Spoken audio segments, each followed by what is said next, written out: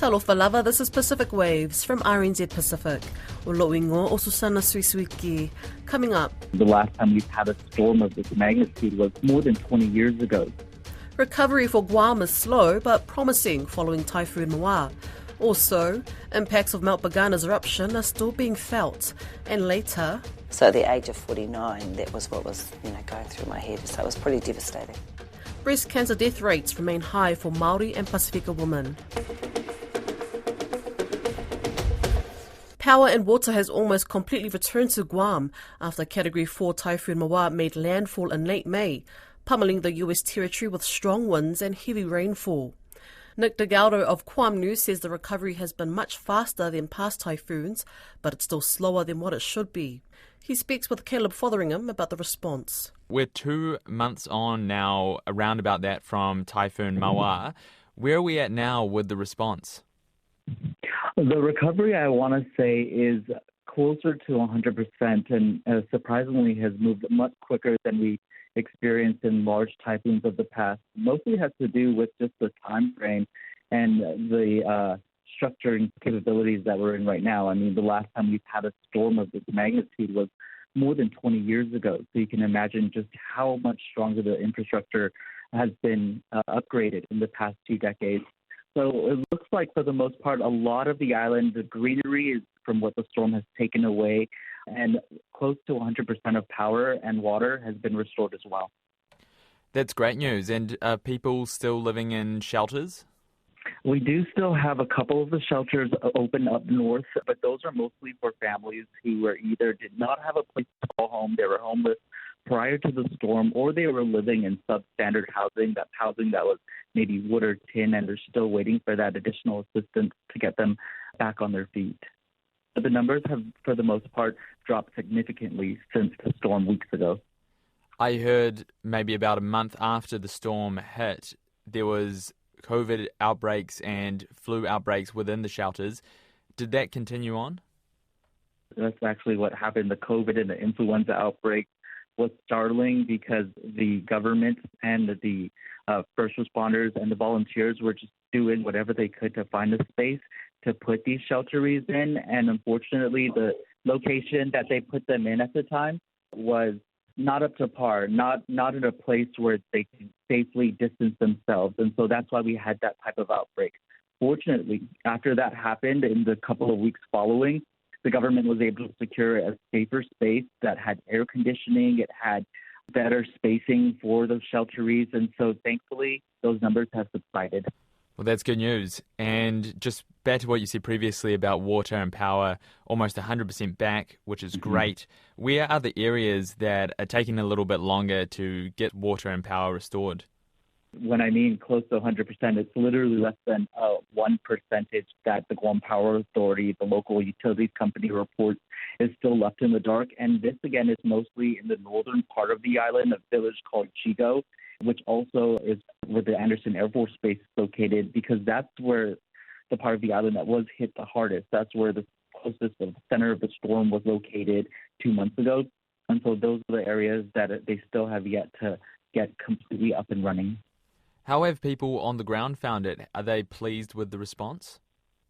At this point, it seems the majority of the people, they have turned a tide in just the way that they felt initially in the weeks that followed. Obviously, many of the people felt the government and the people weren't moving fast enough to restore everything that's needed, including the utilities. They were pretty much just tired and fed up from the way of life following the storm. But because it has been a while again since we've been through something like this, I think people are slowly starting to feel better. And I can give you a great example of just how much positivity is being expressed around the island. Just last Friday, the island celebrated 79 years since being liberated from Japanese occupation, since the American military liberated the island.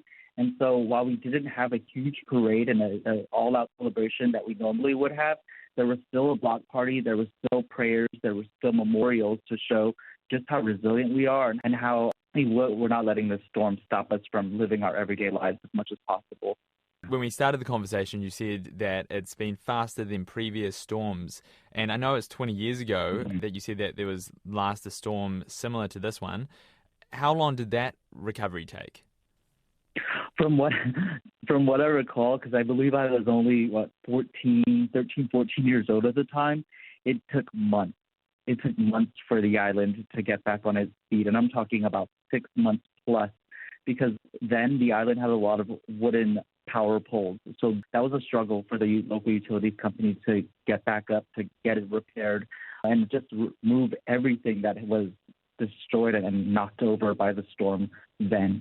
I think that the only thing I can say left is that this now proves that Guam needs to do more starting today. And the government officials have said this is their proof that they need to do more to be even more prepared, because we don't want to wait 2 months. We don't want to wait all these 8 weeks for power to be at 100%. We should be seeing faster movement, faster progress. And so if there's anything this past storm has told us, Typhoon Mawar has told us, is that the lesson is we need to prepare, and you can never be too prepared. Ashfall from the erupting Mount Bougainville in central Bougainville has collapsed a number of traditional houses. Mount Bougainville began erupting for the first time in 11 years more than 2 weeks ago, depositing ash over a broad area with lava flowing into rivers surrounding the mountain.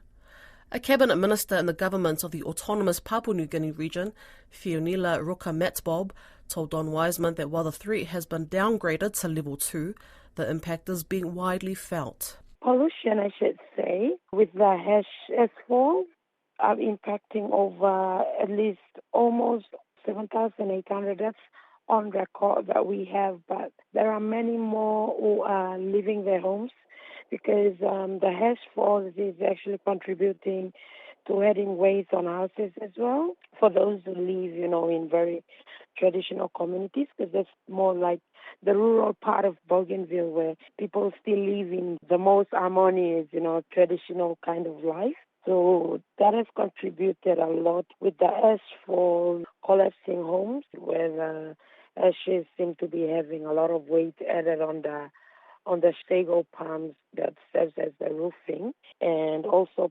ashfalls on crops, water sources. Those are basically the areas where they've been directly impacted, and also very serious high irritation and diarrhea on the health front. So how many houses do you think will have collapsed? I don't really have the recorded data, but according to my coordinators on the ground, they've reported over 15 houses so far.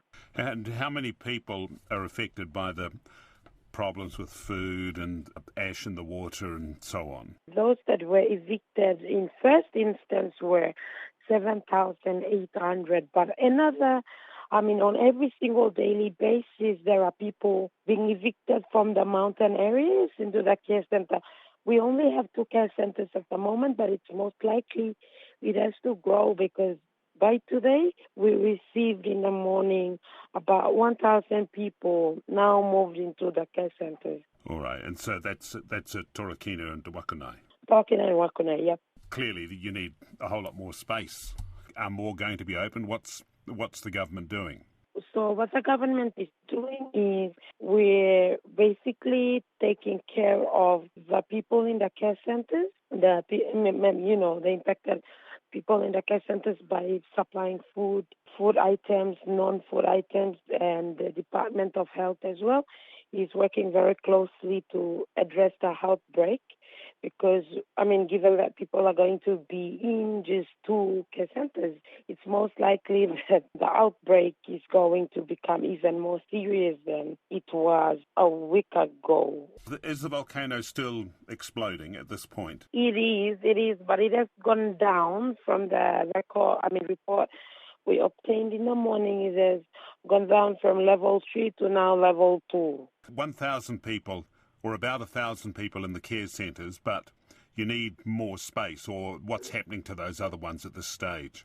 I think the space at the moment still is okay because Torokina and Wakunai, they actually have really big space that is, open for further expansion. But because of the outbreak of eye irritation and also diarrhea, they're looking at most likely, but not immediately, for a possible expansion. And there are people from other areas, like around Panguna as well. People are asking if some of the people can be moved further out from the impacted community areas. So there's a lot going on.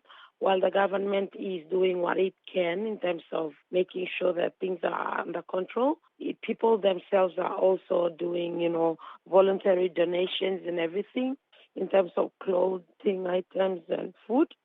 And they're continuously looking after the people in the care centers. Breast cancer remains deadlier for Maori and Pasifika women in New Zealand. A report released last year revealed Maori women are 33% more likely to die within 10 years of diagnosis, and for Pasifika women the odds are even higher at 52%. I spoke with several people about the issue. Waking up to see another day is a gift for Ngāti Whakaue, Tūhaurangi and Kuki Airani mum of 3, Maria Marama. But it was 8 years ago that she was diagnosed with stage 3 breast cancer. Before then, she'd been fit and healthy. Her diagnosis came as a shock. Immediately I thought, I'm going to die, and then I was angry because I'd done the right things. So I was really confused about why I'd come out with this, pretty terrible outcome. And then my doctor said that, he'd refer me to the breast clinic because I had private medical insurance, and that started my journey. But I was pretty gutted. And then I also thought about, I'm not going to be here for my kids, who at that stage, I had a child that was just starting intermediate, and then I had 2 older ones, and I thought I'm not going to be around for my youngest daughter, and then I thought I'm not even going to be here for my mokopuna. So at the age of 49, that was what was, going through my head, so it was pretty devastating. What followed was a long journey that saw Maria undergo chemotherapy, radiation, Herceptin treatment, and reconstruction surgery. Having gone through the private health system for most of her treatment, Maria says her experience with the public health system was unpleasant. I think for Maori and Pacific, we kind of herded through a pathway that's quick, dirty and nasty, if I can put it that way, because the system is, it's busy. There are a lot of us. But Maori and Pacific have to make their way into the system first. So I think there's some access issues around mammogram and screening, and how Maori women and Pacific women are educated around the need to have those done. Last year, the Breast Cancer Foundation published its first and biggest study of its national register. 30,000 patients were covered in the report, with damning results for Maori and Pasifika women. Māori wahine are 33% likely to die within 10 years of being diagnosed, and Pasifika 52%. While overall survival rates have improved, Māori and Pasifika women still have higher breast cancer mortality, lower breast screening rates, and are underrepresented in clinical trials research when compared to the wider population.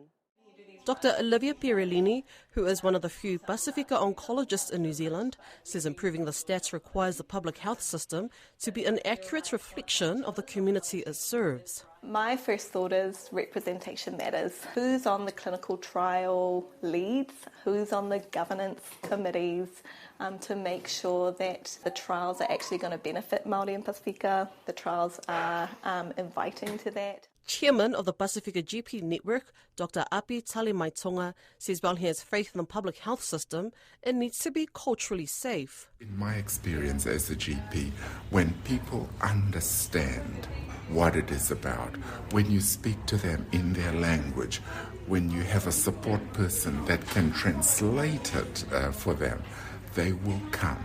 Because to have a mammogram, to participate in clinical trials, they will understand how important it is for them, not just for their health, but for their family and the role that they play in that. Tomorrow, Maria will be on a panel sharing her story at a breast cancer trials Q&A event held at the Auckland Museum. So I'd like to see, as an outcome to this, more Māori and Pacific researchers researching breast cancer on our behalf, so that there is a culturally responsive system that is informed by research that's done by Maori and Pasifika. When asked how she views life now having survived breast cancer, she says she's never going to give up. No one's going to tell me that you've only got 5 years to live. I'm going to make sure that and do everything that I can to ensure my longevity so that I am here for my mokopuna. So it is about attitude, it is about your perspective on life, and that life is worth living. That's Pacific Waves for today. Don't forget you can listen back on rnzi.com/programs. We're also on Apple, Spotify and iHeartRadio podcasts. From myself and the team here at RNZ Pacific, tō whāsui fua.